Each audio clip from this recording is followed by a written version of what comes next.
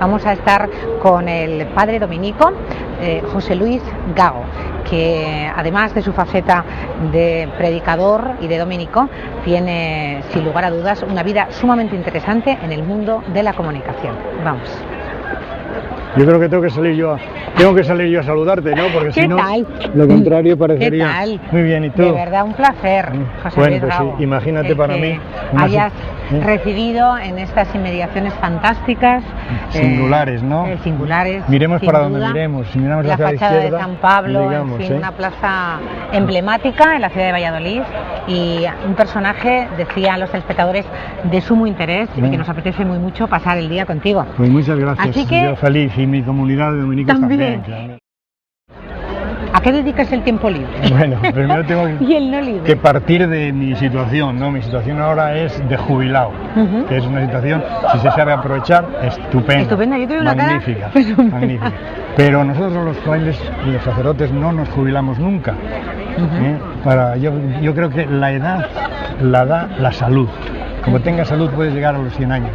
Mientras que si no tienes salud, pues no puedes partir. Claro. Entonces yo me encuentro en condición de jubilado civil, digámoslo así, puesto que ya dejé las empresas, la COPE sobre todo, en televisión española, donde he trabajado, y en la Universidad de Madrid un poquito también. Y estoy aquí en Valladolid porque el año 1970 me eligieron prior, los frailes no tuvieron peor solución que contar conmigo. Y estuve prior aquí 5 años, y después pues ya me he quedado aquí de fraile común, ¿no?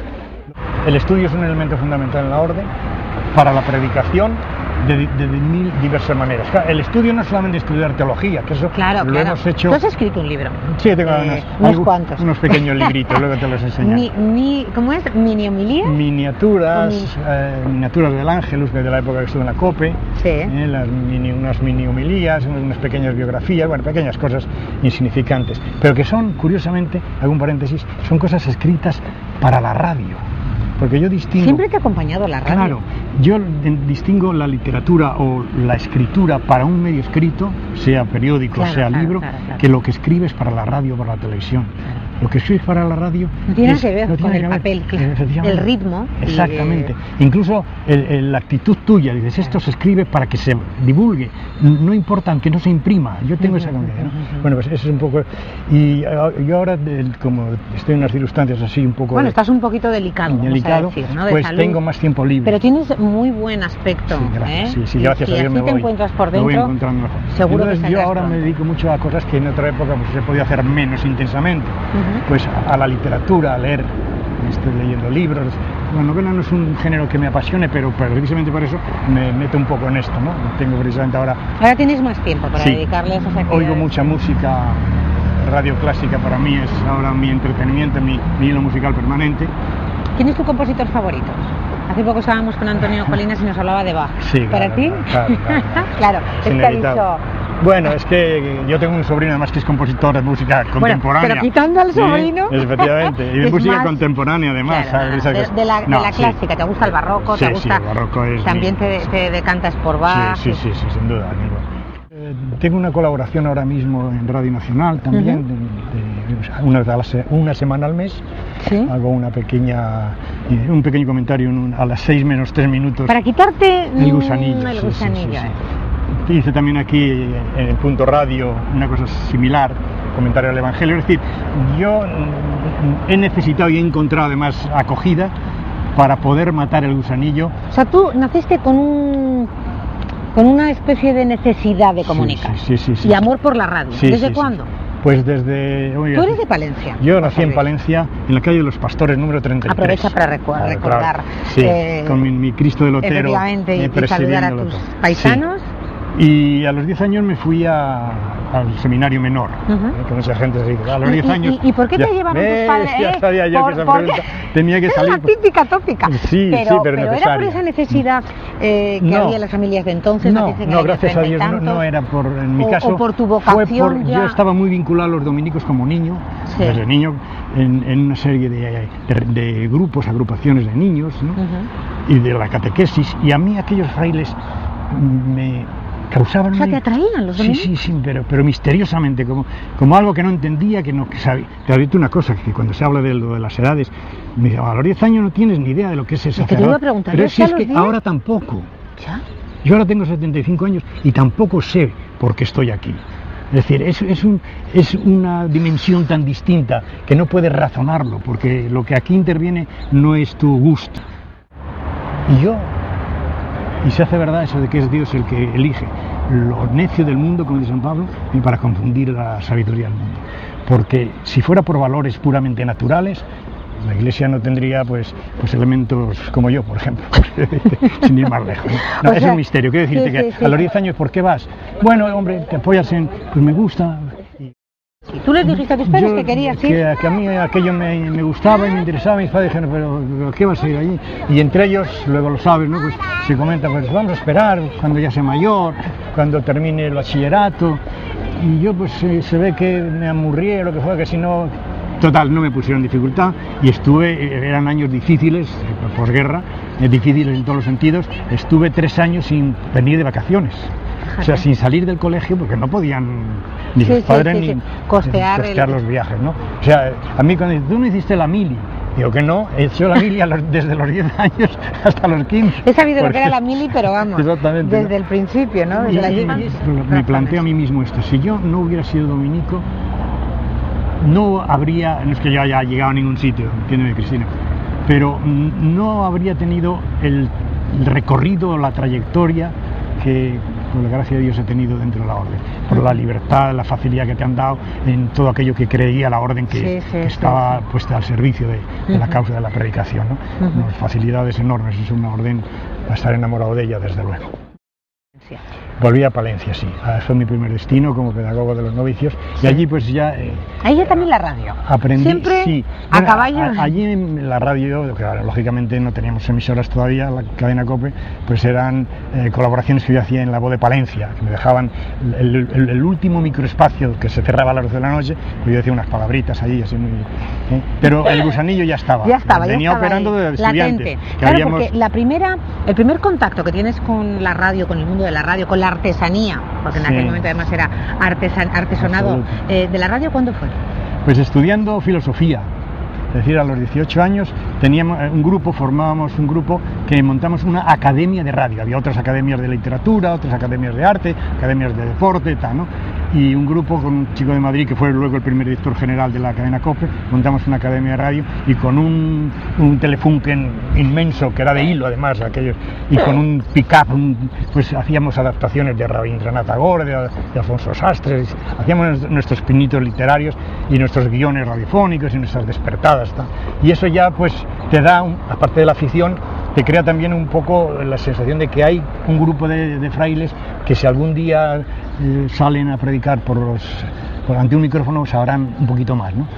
Y a partir de ahí, bueno, pues se fueron dando... ¿Y de ahí a director general de la COPE, que ha sido tantos años? Bueno, pues fíjate, mi primer destino ya de radio propiamente, por decirlo de alguna manera, fue en Pamplona. Me hicieron director general, me hicieron director de COPE Pamplona, que entonces se llamaba Radio Popular, porque el que estaba en Radio Popular de Pamplona de director ascendió a director general. Entonces me destinaron a mí, pues... O sea, Pamplona fue el primer destino. Y fueron 6 años, vamos, de luna de miel con la radio. El encontrarte con el medio haciendo ya radio de verdad, porque allí lo tienes que hacer de todo. Ahí vas de director, pero tienes que empezar. Bueno, yo he presentado discos de actualidad. Puedo presumir... O sea, que podrías hacer un programa presentando a Bisbal, por ejemplo. Bueno, en aquellos momentos, porque no estaba Bisbal. Organicé 2 festivales de música. Festival de villancicos nuevos, que además tuvo una cierta supervivencia con la Casa Belter, que te acordarás. Sí. Y otro de la canción de San Fermines, que todavía se oyen canciones en Pamplona. Y en los primeros encierros que en Pamplona se retransmitieron por radio, fue iniciativa nuestra desde Radio Popular de Pamplona.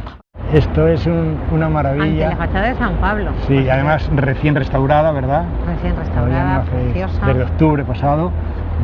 Es una belleza singular, y ahora se ve lo que era la predicación en piedra. Ahora hablamos de la predicación por los medios de comunicación, audiovisuales. Esto es un auténtico retablo, es una obra de joyería, ¿no? de orfebrería, diría yo, con mayor exactitud. Entonces, ¿Y datada, José Luis? Los dominicos estamos aquí desde el año 1916, ya te decía que ha pasado por distintas etapas, ¿no? Realmente Alonso de Burgos, prior, que fue obispo, era de Palencia por cierto, fue prior del convento de San Pablo, es el que sobre las primeras edificaciones del siglo XIII, del siglo XIV, en el XV hace ya la primera parte, y luego será en el XVII cuando el duque de Alba, el duque de Lerma, Sí. el duque de Lerma levanta ya completando también lo que el cardenal Juan de Torquemada, el sobrino, no el inquisidor, había montado, y coloca esos dos machones, y cada uno de ellos va señalando, Alonso de Burgos señala con sus escudos, el duque de Lerma pone los suyos, y se completa esto, ¿no? Es que San Pablo ahora no ha quedado más que la iglesia, prácticamente, y la sacristía donde nosotros vivimos. Sí. Pero el convento de San Pablo, ya te digo, Claro, creo que nos decías al principio que eso desapareció. El año 1803, 9, cuando invaden los franceses España, pues hacen de esta iglesia un cuartel. Están acuartelados aquí la infantería y la caballería del ejército de Napoleón. Y se cuenta que el hortelano de los dominicos, que era muy vallisoletano, muy recio él, pues se cargó a un soldado y lo tiró al pozo, claro, y eso fue el origen de que dejaran esto hecho un erial. Que todo es como hoy, ahora, material, sí. Hoy estás, mañana no.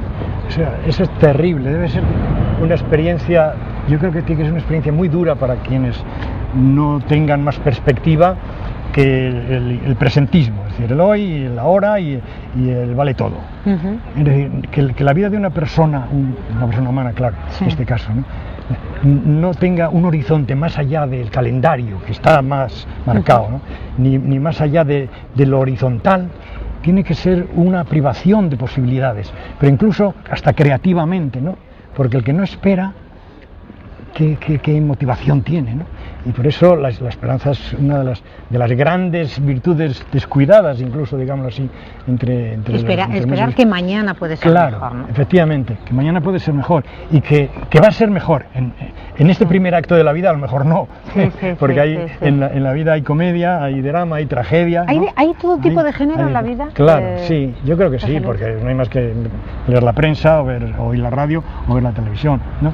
Pero yo me refiero a la obra de teatro, a la gran obra del teatro del mundo, a la gran obra del teatro del mundo, ¿no? Porque sabemos que esta vida, bueno, tiene unos límites, pero el que pone los límites solo en lo temporal y no tiene esperanza de un más allá y de un alguien, no de un algo, ¿qué va a pasar? Lo que va a pasar es que nos vamos a encontrar con alguien, que es Padre, que es misericordia, que es bondad, que si es bondad y es amor, ¿cómo puedes temer? ¿Quién teme al amor verdadero? Y a los que nos estén oyendo y digan, ya bueno, pero ha venido alguien a enseñarnos o a decir, ¿dónde pueden sustentar esa esperanza? El Evangelio de Jesucristo, que son documentos históricamente, ningún libro se ha estudiado desde cualquier otro punto de vista, desde todos los puntos de vista científicos, humanos, culturales, literarios, filosóficos, antropomórficos, ninguno se ha estudiado con tanta profundidad, desde el buen deseo, digámoslo así, y hasta desde la postura crítica más agudizada, como los evangelios, que demuestran su historicidad, su veracidad, y el evangelio te demuestra la presencia de ese Jesucristo que no dijo nunca nada falso, que todo lo que dijo se ha ido cumpliendo, que todo lo que pronosticó se ha ido realizando, que realizó signos y milagros que demuestran que ese hombre era algo más. Pero alguien que es ateo, descreído, que no puede llegar a... Mira, primero que el alma humana es un misterio, y ese ateo, ese que no cree, el ateo es un creyente a la inversa, digámoslo así, es decir, creen que no hay nada, está buscando, no cree porque quiere encontrar, y claro, por la búsqueda puramente racional no se llega a Dios, porque son niveles diferentes. Si no entendemos la mitad si no somos capaces de demostrar muchas cosas científicamente asequibles o filosóficamente discutibles de distintos puntos de vista, ¿cómo vamos a entender los misterios de Dios? Por eso se nos da la fe, para que creamos por la confianza que nos da la persona que nos dice una cosa.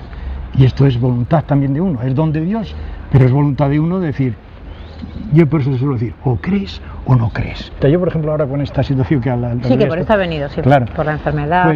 Pues dices, oye, pues esto es palabra de Dios, Dios te está contando algo, quiere algo, una etapa nueva, algo diferente a lo que has estado haciendo. Hasta ahora te has estado moviendo para acá, para allá, viajes. Y has tenido mucho micrófono ya. Hoteles, mucho micrófono, mucha cámara y mucha historia. Pues ahora necesitas retirarte y pensar un poco más en profundidad de las cosas.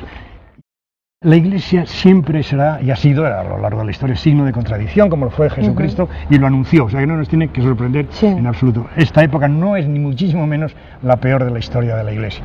Que lo que está ocurriendo, lo que está saliendo a flote, pues es feo y recriminable absolutamente, o sea, pero que no está bien además el ocultarlo, es absurdo. Claro, ¿no? claro. Si Jesucristo tuvo la propia experiencia de cosas, pues a él le fallaron los discípulos, pero estrepitosamente, mira que lo tenían y lo veían y le sentían. Entre Judas uno le niega, el otro le entrega, los otros se largan, se marchan. Y somos tan frágiles, o más, o igual, por lo menos igual que cualquier persona. Tenemos las mismas flaquezas, las mismas debilidades, las mismas inconsecuencias, porque somos débiles también. Y es como dicen de los católicos, encima va a misa, tanto ir a misa, pues menos mal que va a misa, digo a misa por sintetizar en algo, ¿no? Sí. Porque si no fuéramos al Evangelio, si no leyéramos la palabra de Dios, si no comulgáramos, si no nos confesáramos, cada uno a nuestro nivel, pues estaríamos mucho más débiles. Si aún así ya te pegamos cada trompicón, que escandalizamos a todo el mundo, y es verdad que tenemos que pedir perdón.